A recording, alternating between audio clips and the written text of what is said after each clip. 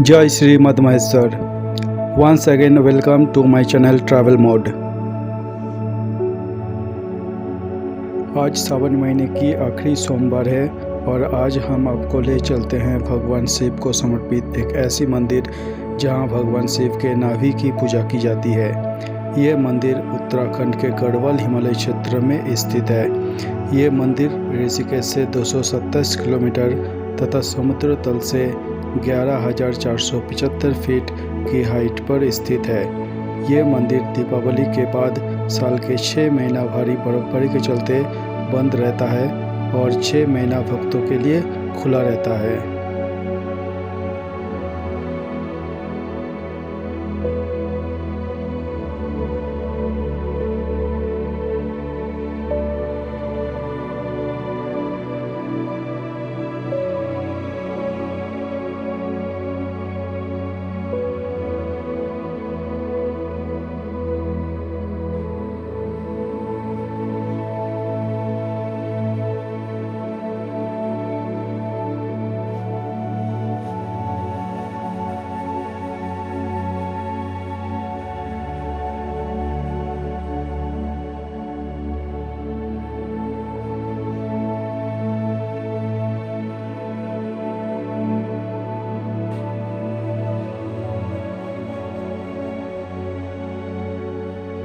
श्री मद महेश्वर भगवान शिव के पंच केदार मंदिरों में से एक है।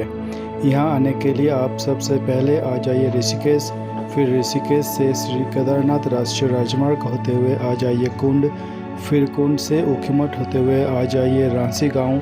रांसी गांव से 3 किलोमीटर की दूरी पर स्थित है अगतौलीधार। अगतौलीधार से श्री मदमेश्वर मंदिर तक का 15 किलोमीटर का ट्रैक शुरू होता है।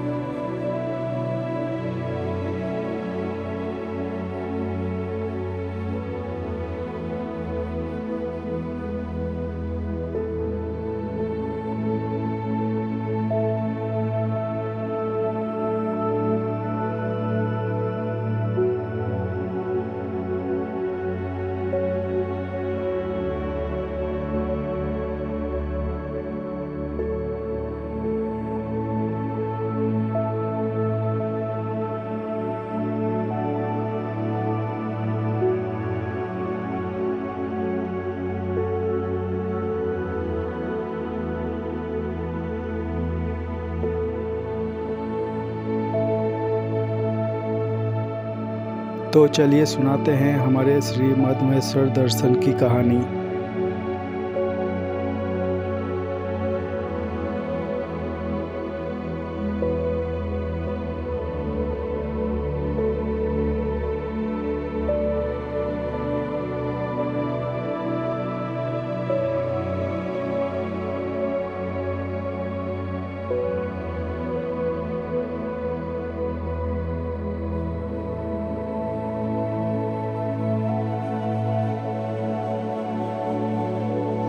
हम श्री केदारनाथ राष्ट्रीय राजमार्ग होते हुए सबसे पहले आ गए ऊखीमठ, फिर ऊखीमठ से आगे अगतौलीधार।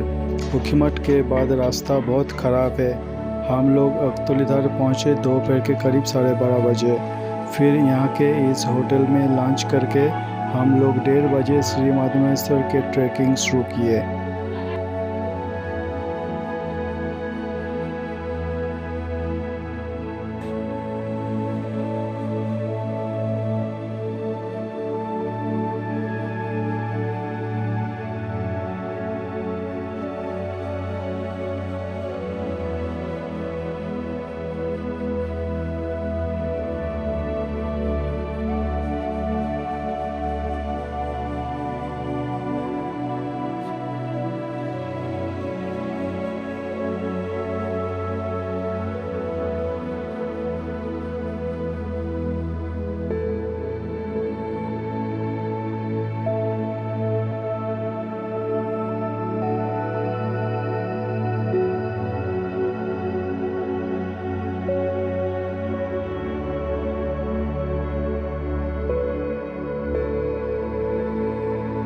अगतौलीधार से आगे 2 किलोमीटर का ट्रैक घने जंगलों से होते हुए डाउन में था, इसलिए हमें इस 2 किलोमीटर के ट्रैकिंग में कुछ खास दिक्कत नहीं हुआ।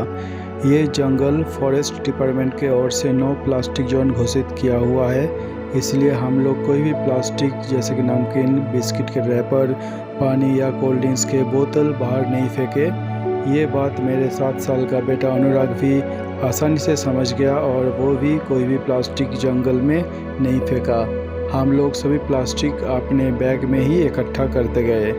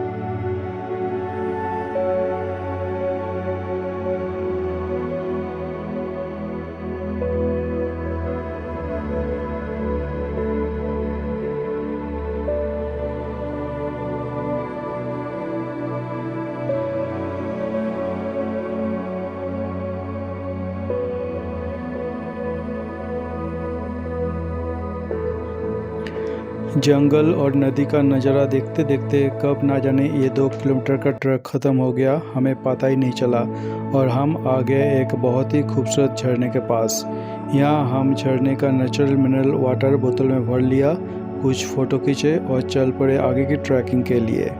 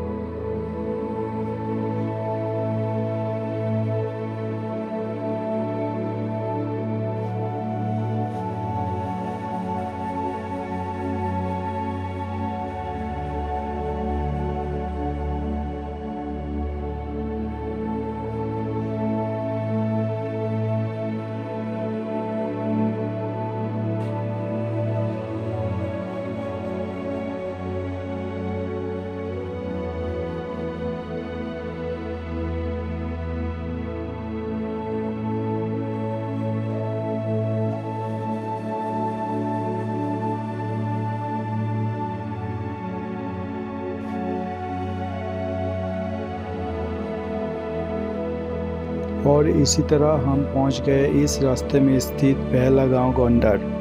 ये गांव बहुत ही साफ़ सुथरा और सुंदर नज़रों से भरा हुआ है। इस गांव में बहुत सारे होम स्टे हैं। आप अगर चाहें तो इस गांव में लंच डिनर कर सकते हैं और नाइट स्टे भी कर सकते हैं। हमें यहाँ रुकना नहीं था तो हम चल पड़े आगे के सफ़र के लिए।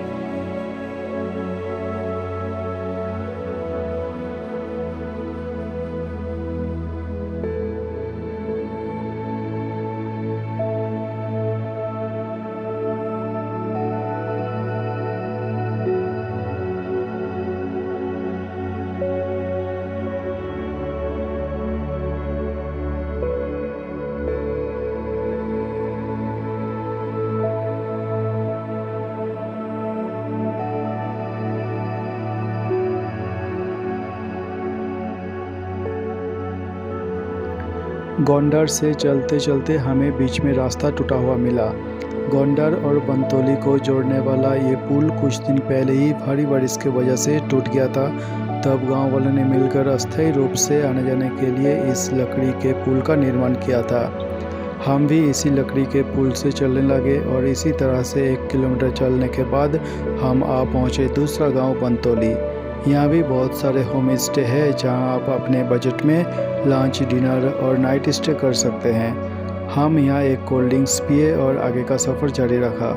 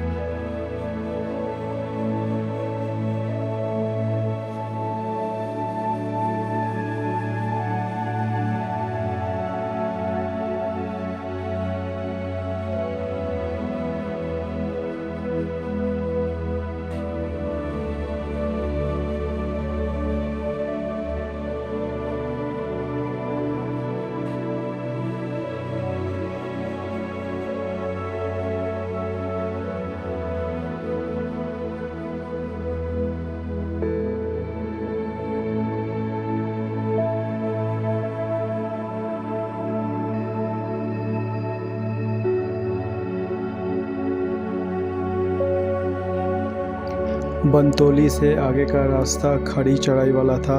करीब 2 किलोमीटर के ट्रैकिंग के बाद हम आ पहुँचे दूसरे गांव खरडरा खाल। यहाँ आते ही अनुराग एक घर में घुस गया और उन लोगों से बात करने लगा। अनुराग के बातों से वो लोग भी बहुत खुश हुए और चॉकलेट गिफ्ट दिए। इस गांव में भी लंच, डिनर और नाइट स्टे का उत्तम व्यवस्था है।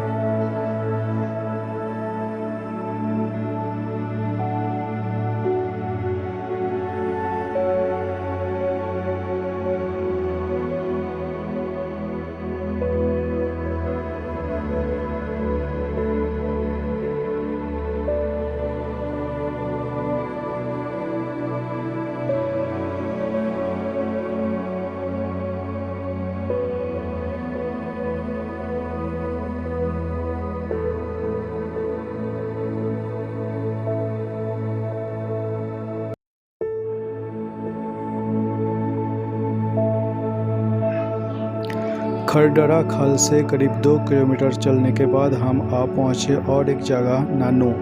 ये कोई गांव नहीं है, यहाँ पर सिर्फ एक ही घर है। यहाँ तक आते आते बारिश शुरू हो गया तो हम इस घर में कुछ देर तक रुके और फिर आगे का ट्रैकिंग शुरू किया। यहाँ पर भी आप लंच, डिनर और नाइट स्टे का लाभ ले सकते हैं।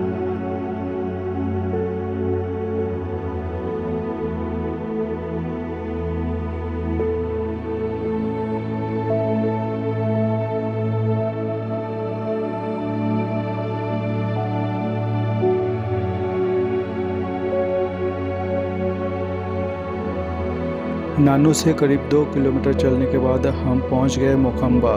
अब दिन ख़त्म हो रहा था और धीरे धीरे अंधेरा हो रहा था, इसलिए हम सोचे कि आज रात यहीं स्टे करते हैं। लेकिन पता चला कि यहाँ से थोड़ी ही दूर और एक जगह है, तो इसीलिए हम यहाँ ना रुके और अपना ट्रैकिंग जारी रखा। और करीब 1 किलोमीटर ट्रैकिंग करने के बाद हम पहुँचे कुंचट्टी। यहाँ तक आते आते अंधेरा काफ़ी हो गया था और बारिश भी ज़ोर ज़ोर से होने लगा था। अंधेरा, भारी बारिश और बादल के वजह से हमें रास्ता ठीक से दिखाई नहीं दे रहा था। हमारा टॉर्च भी डिस्चार्ज हो रखा था, इसलिए हमारी दिक्कतें और बढ़ गई। इसी तरह से 1 किलोमीटर की ट्रैकिंग करने के बाद हम कुंचट्टी पहुँच गए। यहाँ आने के बाद पता चला कि यहाँ के होटल सब बंद है, इसीलिए हम यहाँ के एक गुफा में स्थित एक टेंट में नाइट स्टे करने का फैसला किया। बाहर काफ़ी ठंड थी तो हम लोग टेंट के अंदर आग के सामने बैठ गए, गरम गरम चाय पिया, फिर डिनर किया और सो गए। आधी रात को कुछ आवाज़ सुन के अचानक से मेरा नींद टूट गया। मुझे एहसास हुआ कि बाहर सियाल बारहसिंगा घूम रहा है टेंट के आसपास। इस टेंट में सोने का और खाने का अच्छा अरेंजमेंट था। रात की अच्छी नींद के बाद हम लोग सुबह उठे और 5:30 बजे आगे का ट्रैकिंग पूरा करने के लिए निकल पड़े। पता चला कि यहाँ से मंदिर 2.5 किलोमीटर की दूरी पर स्थित है।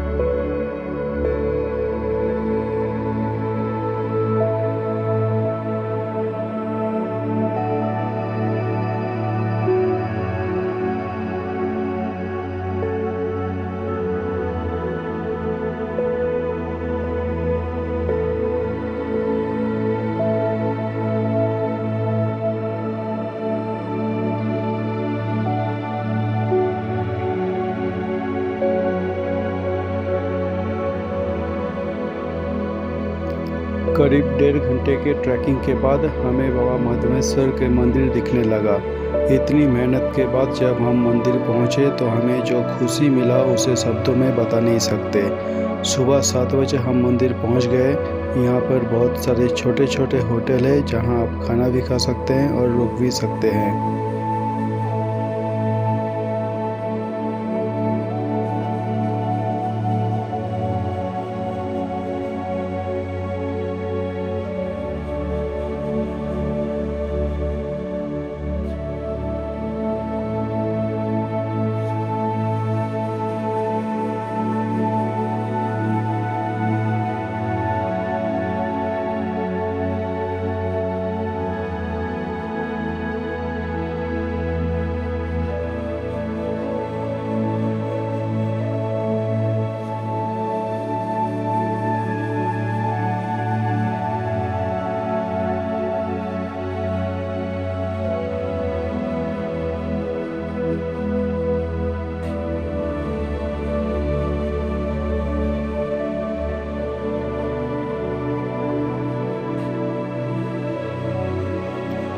यहाँ पहुँचने के बाद हम अपना ड्रेस चेंज किए और नाश्ते का ऑर्डर देकर चले गए भगवान के दर्शन करने के लिए।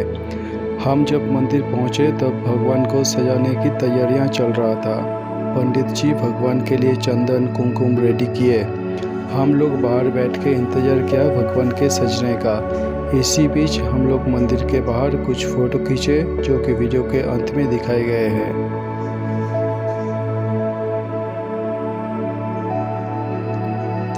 भगवान के सजने के बाद हम लोग मंदिर के अंदर गए पूजा करने के लिए। मंदिर के मर्यादा को ध्यान में रखते हुए मंदिर के अंदर का कोई भी फ़ोटो या वीडियो हमने नहीं बनाया। हमने सोचा भी नहीं था कि इतनी अच्छी तरह से हमें भगवान का दर्शन होगा। हम लोग मंदिर के अंदर गए, अपने सामने भगवान का श्रृंगार होते हुए देखा। फिर पंडित जी हमसे भगवान का पूजा करवाए। ये सावन का महीना है, भारी बारिश के चलते बहुत जगह रोड ब्लॉक है जिस कारण भक्त कम आते हैं इस समय। हम लोग सामने से और बहुत ही अच्छी तरह से भगवान के दर्शन किए। पंडित जी भगवान के आशीर्वाद स्वरूप हमें ब्रह्मकमल भेंट दिए।